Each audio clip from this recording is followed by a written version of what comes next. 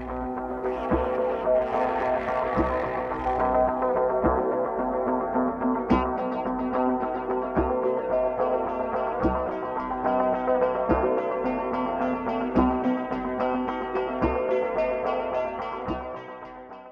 expliquer un petit peu comment nous on voit les choses au niveau du Conseil de l'Europe et qu'est-ce qu'on a essayé de développer sur cette idée plus largement d'inégalité, d'exclusion, de cohésion sociale. Alors, je vais vous parler d'abord de notre stratégie de cohésion sociale. Pourquoi nous parlons de cohésion sociale, ce qu'on entend par cohésion sociale.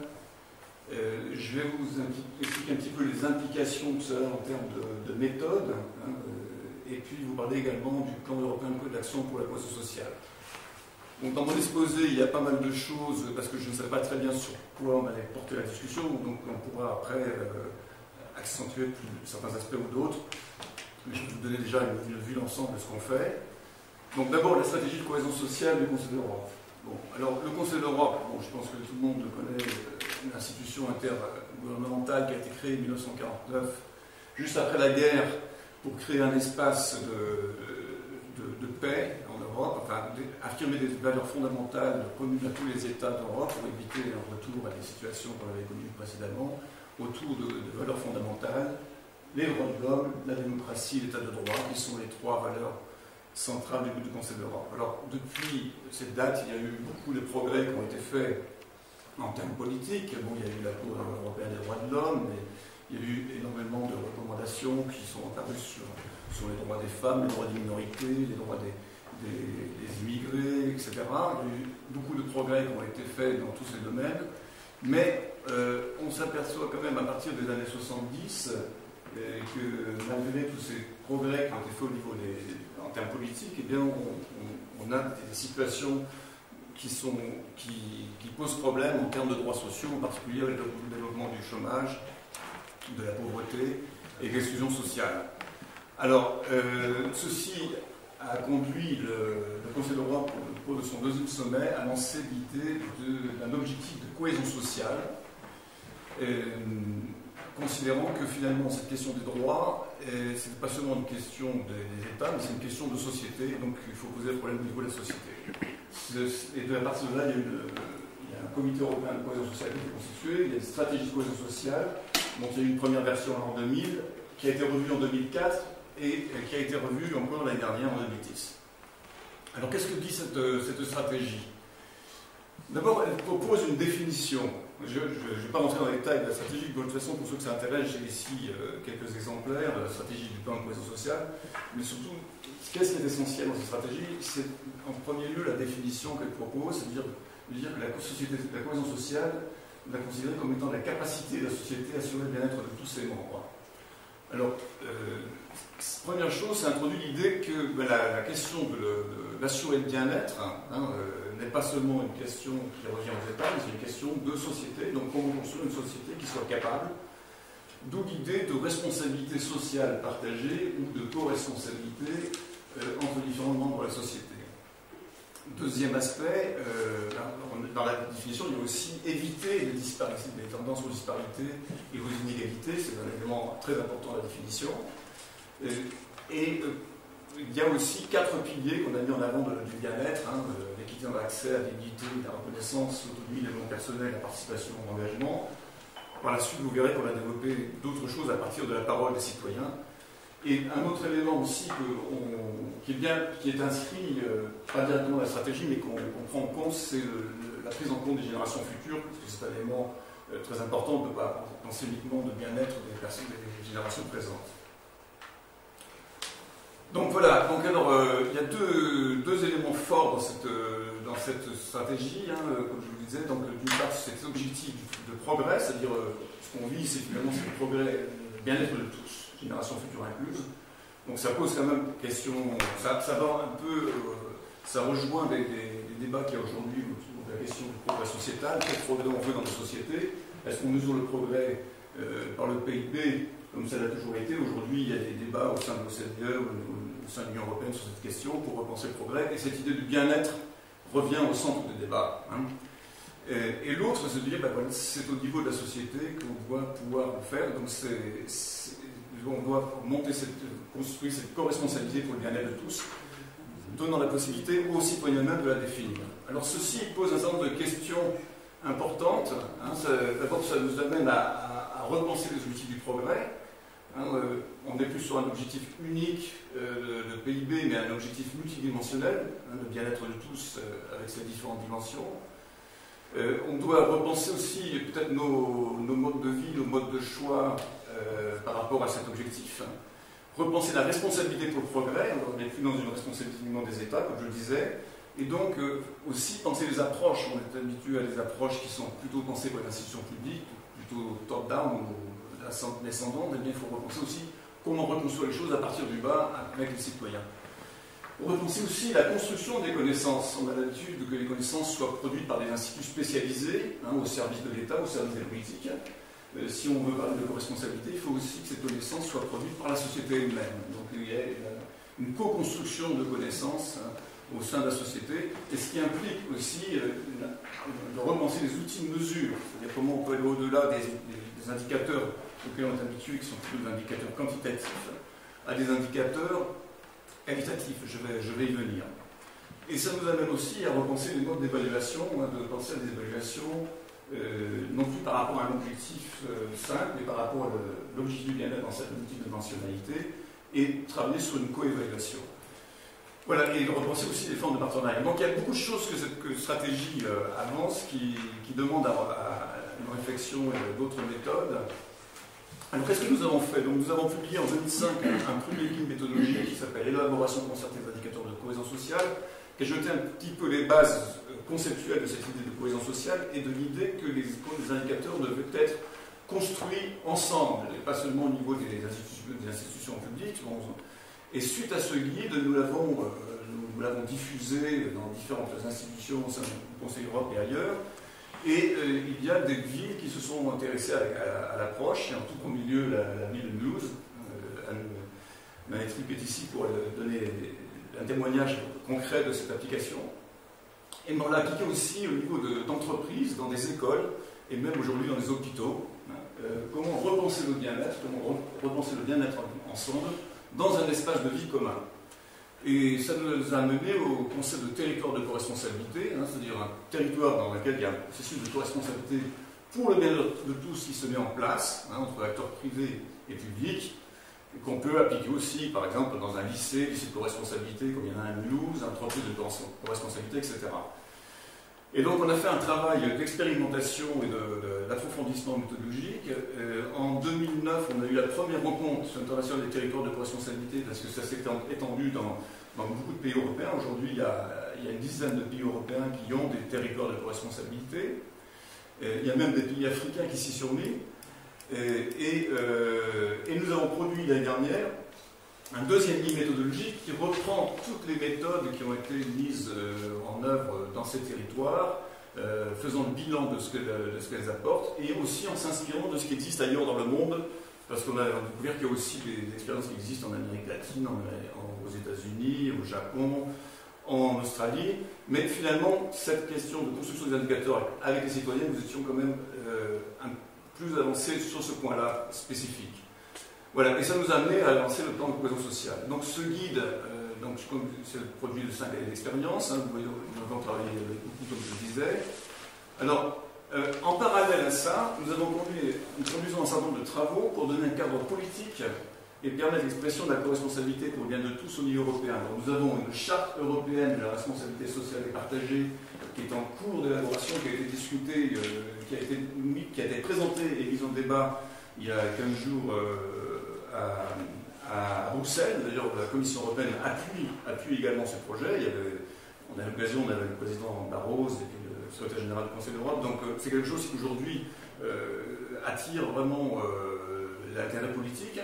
Et puis, nous avons des travaux plus spécifiques, comme la prise en compte de la dimension multiculturelle de notre responsabilité, repenser la question de l'emploi au niveau local en s'appuyant sur le lien social, comment redéfinir les droits pour aider à éradiquer la pauvreté, la prise en compte de générations futures. Voilà, ce sont un certain nombre de choses sur lesquelles on travaille également pour renforcer cette approche à niveau local. Alors, en termes de méthode, alors, l'idée est effectivement de lancer au niveau d'un territoire ce qu'on appelle un processus élaboratif, c'est-à-dire amener les différents acteurs de ce territoire à co-construire une vision commune du bien-être de tous, qui soit inclusive, c'est-à-dire qui prenne en compte les points de vue de chacun, et à partir de laquelle on va pouvoir repenser les politiques, repenser les actions et repenser comment travailler ensemble. Donc la première étape de ce travail, eh bien, c'est d'abord de créer un groupe de coordination qui soit représentatif de tous les acteurs de l'espace de vie concerné. C'est la première étape. Donc ça consiste, et c'est une étape extrêmement importante, c'est-à-dire qu'il faut qu'on puisse avoir dans un même organe les différents représentants, par exemple si on est au niveau d'une entreprise, à la fois la direction, les ouvriers, le personnel administratif, mais aussi parfois les gens qui sont les clients, etc. Si on est sur un territoire, il faut avoir à la fois les secteurs publics, les citoyens, les associations, le monde des entreprises, etc. Pour pouvoir, et c'est ce groupe qui va porter le processus. Et donc, ce groupe, eh bien, il va commencer à interroger les citoyens en demandant qu'est-ce que c'est que pour vous le bien-être. Alors, il y a trois questions. Qu'est-ce que pour vous le bien-être, qu'est-ce que pour vous le mal-être et qu'est-ce que vous faites pour être bien. Et ce sont des questions totalement ouvertes. Et ça, c'est un élément très important de cette approche, c'est qu'il n'y a aucune prédéfinition du bien-être, et donc ça laisse la possibilité d'exprimer énormément de choses, vous allez voir, sur ce que c'est que le bien-être. Et on a une méthode consistant d'abord à faire des groupes homogènes, parce que souvent c'est pour pouvoir donner la parole à tout le monde. C'est-à-dire que tout le monde a la possibilité de s'exprimer sur ce qu'il entend par le bien-être ou le mal-être, parce que souvent les gens parlent plus facilement du mal-être, y compris des groupes qu'on n'a pas l'habitude d'entendre. Par exemple, à Mulhouse, vous êtes allé jusqu'à interroger les prisonniers, les femmes qui ne parlaient pas français dans les quartiers, et donc le groupe de coordination se pose cette question, est-ce qu'on a bien écouté tout le monde? Est-ce que la parole de tout le monde a été prise en compte? Et à partir de là, évidemment, on a tout un ensemble de critères que les gens disent. Alors, c'est extrêmement vaste, et ça permet de montrer qu'il y a différentes dimensions de le bien-être, à partir desquelles on va pouvoir se construire une vision synthétique, et sur laquelle on va pouvoir construire des indicateurs. Alors, ce qui ressort de tout ça, c'est que le bien-être, alors cet exercice qu'on a fait maintenant dans une vingtaine de villes à peu près en Europe, on retrouve, et même dans les entreprises, dans les écoles, etc., on retrouve à chaque fois certaines grandes dimensions du bien-être. Alors là, j'ai représenté schématiquement les 8 dimensions qu'on trouve à peu près systématiquement, c'est-à-dire qu'effectivement, il y a ce qu'on appelle les dimensions matérielles du bien-être. Tout à l'heure, Laurent parlait du bien-être matériel, voilà. C'est effectivement les accès aux moyens de vie, alors c'est l'emploi, le revenu, l'éducation, la santé, etc., le logement. Le cadre de vie, c'est le cadre dans lequel on vit, l'environnement, l'organisation de l'espace, la proximité des services, la possibilité de trouver facilement les choses, de rencontrer des gens, etc., les espaces de rencontre. Et puis, il y a 6 dimensions qui sont du domaine immatériel, qui sont des choses que, généralement, on mesure peu ou très mal. Les relations avec les institutions, dans certains cas, c'est très important, c'est-à-dire comment on a... est-ce que les relations, est-ce qu'on est respecté, est-ce qu'il y a de la transparence, est-ce qu'il y a de la démocratie, est-ce qu'il y a une façon d'être reconnu ou pas. La question de l'exclusion par la reconnaissance est très très importante dans ce que les gens disent. Toutes les relations personnelles, familiales, voisinage, les relations au travail, etc. Les équilibres, ce qu'on appelle les équilibres sociétaux, alors là c'est une famille qui s'est de plus en plus vaste au fur et à mesure qui s'exprime, parce que ça concerne effectivement les inégalités, mais ça concerne aussi les formes de fractures sociales, les formes de conflits ou de cohésion, ça concerne aussi la possibilité de mobilité sociale, est-ce qu'il y en a ou il n'y en a pas. Et ça, tout ça, ce sont des critères qui sont des critères de bien-être, ou de mal-être. C'est-à-dire qu'effectivement, c'est des choses sur lesquelles les gens sont extrêmement sensibles, ils l'avancent comme des choses évidemment importantes pour leur bien-être. Et après, il y a les dimensions immatérielles, endogènes du propre personnel, disons, c'est-à-dire les équilibres personnels, donc par exemple l'équilibre du temps entre la vie professionnelle, familiale, citoyenne, etc., la possibilité de développement personnel, l'autonomie, la capacité de se développer, l'évolution personnelle qu'on peut avoir. Les sentiments, il y a beaucoup de choses qui sont exprimées sur la peur, sur la sérénité, sur la frustration, oui, par rapport à l'avenir. Enfin, je vous donnerai d'autres exemples après. Et puis, il y a tout ce qui concerne l'initiative, les attitudes, la responsabilité, l'engagement, etc.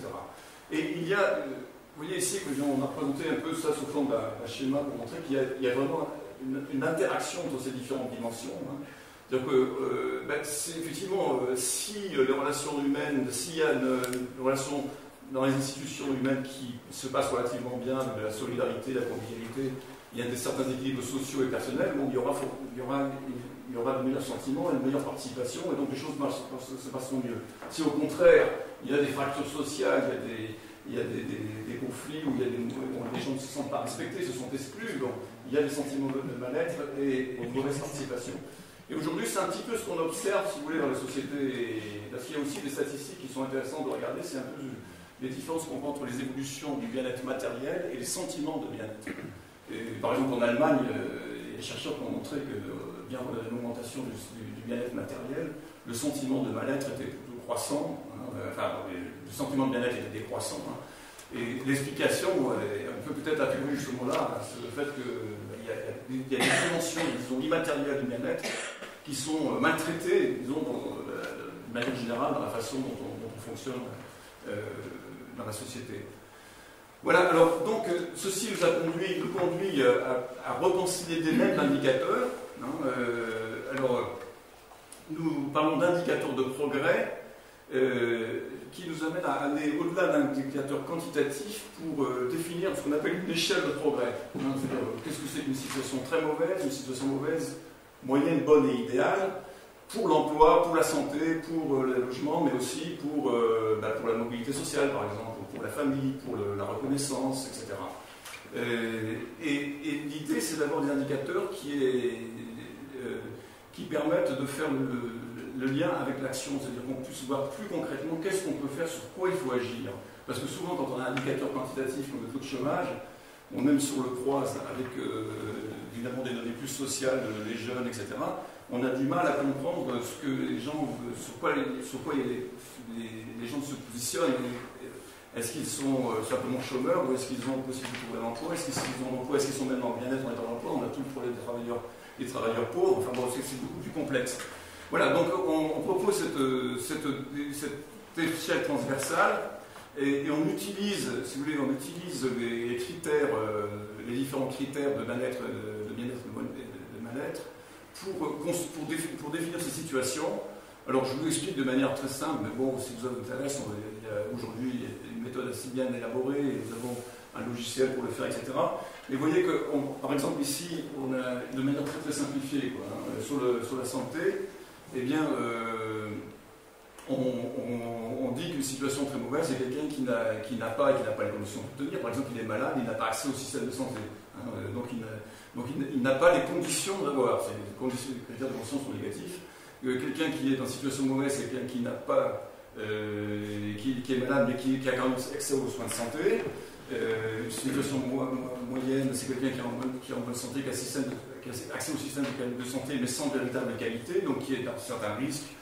Et puis, une situation bonne, c'est celle où on a un système de santé de qualité, et finalement, la situation idéale, eh bien, c'est celle où on a aussi la durabilité. Voilà, donc ceci, je vous ai donné l'exemple de la santé, mais on le décline sur toutes les dimensions que je vous ai montrées tout à l'heure, tous les indicateurs, et donc ça permet d'avoir une analyse assez fine de la situation, parce qu'on peut l'utiliser ensuite pour les enquêtes individuelles. Voilà, alors à partir de là, autre chose aussi, c'est qu'en termes d'évaluation, on utilise ces critères, alors pas pour les indicateurs, on utilise ces critères pour faire des évaluations des politiques. Hein, ils l'ont fait par exemple à Toulouse sur 70 actions, où on analyse à la lumière des critères de bien-être, est-ce que les actions ont un effet positif ou pas. Et c'est intéressant parce que souvent une action est pensée pour un objectif spécifique. Par exemple, je prends un exemple, une action qui est faite pour lutter contre l'obésité dans les familles en difficulté, eh bien on n'analyse pas toutes les conséquences en termes de lien social, en termes de reconnaissance, Et simplement en analysant ces choses-là, on s'aperçoit qu'on peut améliorer ces actions de manière très efficace en termes de bien-être, simplement par la façon de le faire. Donc ça ne demande pas forcément de gros investissements, et donc c'est un éclairage quand même intéressant, et en plus c'est fait en co-évaluation entre les porteurs du projet et le bénéficiaire. Voilà. Alors, donc là je présente simplement, on a défini un cadre général pour se repérer un petit peu comment on travaille en termes de méthode. Pardon. Donc nous avons une première phase qui est la constitution du groupe de coordination. Donc là, c'est l'élément clé de démarrage, parce que c'est vraiment la pierre de touche. Si on loupe cette partie-là, on arrive du mal ensuite, parce que c'est quand même introduire l'idée qu'on va travailler sur la co-responsabilité. Donc on n'est plus dans la même chose où c'est les pouvoirs publics qui prennent le leadership. Là, c'est le groupe de coordination qui prend le leadership même si évidemment les pouvoirs publics sont dedans, hein, et sont souvent les initiateurs. Ensuite, il y a une deuxième phase qui est définir l'objectif de progrès. Donc c'est là où on est sur les critères et les indicateurs, comment on les construit avec les citoyens. Et on a une troisième phase qui est d'évaluer et mesurer, c'est-à-dire qu'on utilise ces critères et ces indicateurs pour évaluer ce qui existe et évaluer les situations qu'il y a sur le territoire. Et on passe ensuite à une phase de projection, de comparaison, et là aussi en essayant d'impliquer le groupe de coordination et les différents acteurs du territoire. Et finalement, on définit une stratégie, on décide et on s'engage. Hein, et donc là, il y a toute la question de la mobilisation des ressources financières, mais aussi des ressources en temps. Le temps citoyen, c'est quelque chose aussi qui est une ressource qu'on peut quantifier, hein, et qu'on peut raisonner de manière globale au niveau d'un territoire. Hein. Et puis il y a la mise en œuvre, hein, et finalement l'évaluation après coup, l'évaluation ex post. Donc ça nous fait ici un cycle de progrès, et puis on peut répéter comme ça tout le cycle de progrès, mais on peut aussi, à un moment donné, capitaliser, faire le bilan et repenser le groupe de coordination. Hein. Souvent, bon, par exemple, ils donnaient une forme plus importante, comme le Mulhouse, déjà ils ont renforcer leur groupe de coordination, et on est ici dans un cycle de concertation. Voilà, alors il y a, évidemment, tout ceci est disponible sur le web, si vous êtes intéressé, vous pouvez le voir, il y a toutes les informations là-dessus, il y a le guide qui existe. Je vais juste vous donner maintenant un petit mot sur le plan d'action de cohésion sociale, parce que nous avons, suite à ça, les gouvernements ont adopté l'année dernière un plan de cohésion sociale, consistant à dire que, eh bien, il ne faut pas travailler seulement au niveau local sur la cohésion sociale, il faut travailler aux différents niveaux des champs de la société. Et donc, on a besoin aux autres niveaux, donc à niveau régional, national, européen, de repenser des grands thèmes de société, hein, que ce soit la question de l'emploi, de la santé, etc. Donc, ce plan propose deux approches. Il propose de croiser deux approches. Une approche ascendante, c'est-à-dire partir de ce que les citoyens disent, donc tout travailler au niveau local, dans les villes, pour remonter au niveau régional et reconstruire les indicateurs au niveau régional et national à partir de la parole des citoyens. Alors ceci a déjà été fait en région wallonne, qui sont les premiers à avoir fait ça en Belgique. Et à partir de là, revisiter les politiques publiques, pas seulement au niveau local, mais également au niveau régional et national. Et nous, notre intention, c'est de revisiter aussi les politiques publiques européennes à partir des critères de bien-être qui viennent des différents pays, hein, parce qu'on arrive à faire quand même des synthèses assez amples. Et par ailleurs, il y a une approche descendante qui consiste à retrouver une meilleure adaptation des instruments politiques ou des politiques qu'on a, particulièrement au niveau du Conseil d'Europe, parce qu'on a beaucoup de choses comme la charte sociale, on a la Convention des droits de l'homme, on a énormément de recommandations, etc., le Code de sécurité sociale. Donc, refaire une relecture de ces instruments en fonction des besoins qui apparaissent sur le terrain pour les rendre plus appropriables au niveau local. Voilà, donc c'est un projet évidemment assez ambitieux. Nous allons le faire de manière absolument volontaire, c'est-à-dire qu'il n'y a aucun pays qui n'est obligé de le faire. Et ça va se faire en fonction de la volonté des villes et des gouvernements. Alors l'idée, c'est qu'on a des villes pilotes, hein, qui développent un petit peu l'approche au niveau local, avec le niveau régional et national. Alors le point de départ peut être par exemple une ville comme ça a été le cas à Mulhouse, hein, ou Timisoara en Roumanie, etc. Et puis à partir de là, bon, discuter à niveau régional, national, c'est pour ça que moi ça m'intéressait aussi de discuter au niveau d'Alsace, hein, si on pouvait imaginer un plan comme ça au niveau de l'Alsace. L'autre façon de faire, c'est ce qui s'est passé en Wallonie, où c'est la région elle-même qui a pris l'initiative et qui a lancé des plans de cohésion sociale, qui a incité les communes à lancer des plans de cohésion sociale et à viser l'approche des indicateurs. Voilà, donc actuellement on a démarré Alors, les pays qui ont démarré, c'est la Belgique, la France, en dehors de Mulhouse.